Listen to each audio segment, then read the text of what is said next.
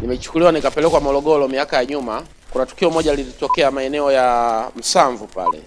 Kulitokea ajali fulani ya lori la mafuta, moto ukawaka na watu wengine wakawai mafuta pale, wakateketea pale pale. Naona tukio kama hilo linajirudia.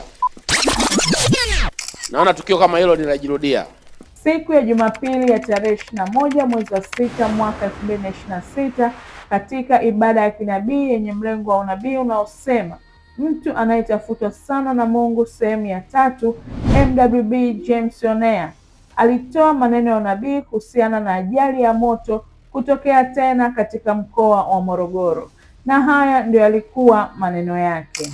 Nimechukuliwa nikapelekwa Morogoro miaka ya nyuma. Kuna tukio moja lilitokea maeneo ya Msamvu pale. Kulitokea ajali fulani ya lori la mafuta, moto ukawaka na watu wengine wakawai mafuta pale, wakateketea pale pale, si ndio? Naona tukio kama hilo linajirudia. Mtu wa Mungu, ikiwa ni siku 33 tu kupita, tumeshuhudia utimilifu wa neno hili la unabii. Kwani siku ya Ijumaa ya tarehe 24 mwezi wa 7 mwaka 2026 majira ya saa 7 usiku kumetokea ajali kubwa ya moto ikihusisha maroli makubwa mawili, moja likitokea Dar es Salaam likiwa limebeba mafuta na jingine likitokea Iringa likiwa limebeba sulfa katika eneo la Mapiga karibu na checkpoint ya polisi barabara kuu ya Morogoro Iringa.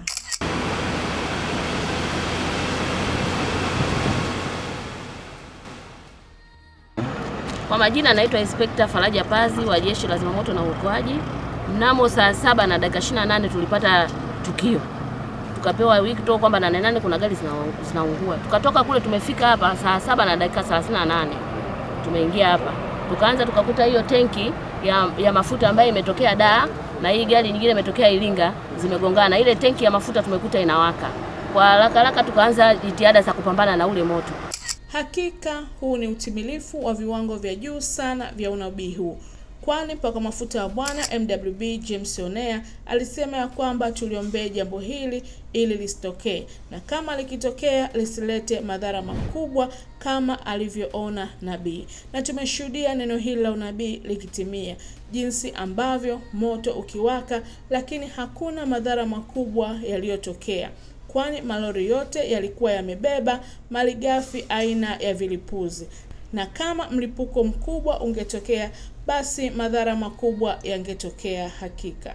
Baba, katika jina la Yesu mwana wa Mungu, mwana wa Daudi, tunakuja tena mbele zako asubuhi ya leo.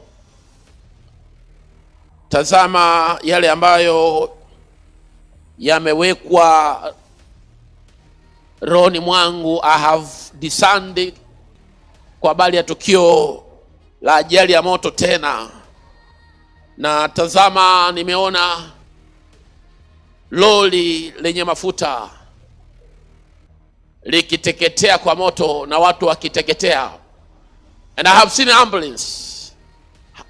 Father, we pray in the name of Jesus, jambo hilo likaepushwe katika ardhi ya taifa la Tanzania. Tuna kila sababu ya kumshukuru Bwana Mungu wetu na Kristo wake kwa uwepo wa nabii huyu katika taifa letu la Tanzania.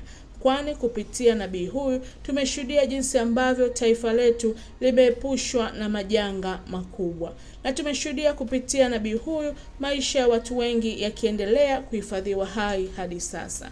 Mtu wa Mungu, baki umebarikiwa. Asante.